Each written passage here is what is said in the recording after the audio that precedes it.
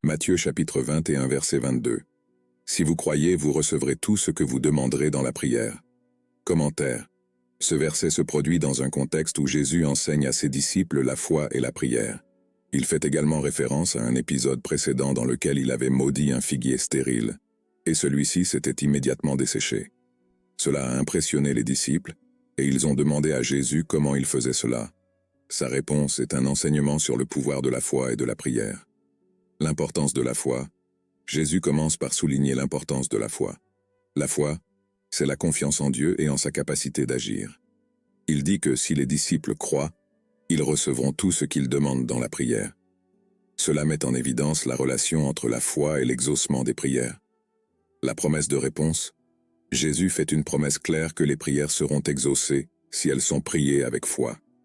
Cela ne signifie pas que Dieu accordera automatiquement tout ce que nous demandons, quelle que soit sa volonté, mais cela souligne l'importance de la foi et de la confiance en Dieu lorsque l'on prie. L'importance de la prière. La prière est la manière par laquelle les croyants communiquent avec Dieu.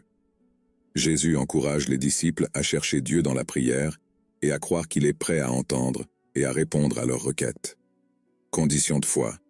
Il est important de noter que la foi est une condition essentielle pour que les prières soient exaucées.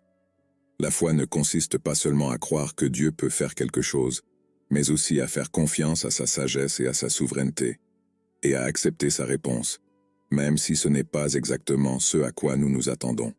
En résumé, Matthieu chapitre 21 verset 22 enseigne que la foi et la prière sont des éléments fondamentaux dans la vie du croyant. Il nous encourage à faire confiance à Dieu, à rechercher sa volonté par la prière et à croire qu'il est capable d'agir en réponse à nos requêtes. Ce passage souligne l'importance d'une foi active et d'une communication constante avec Dieu, par la prière.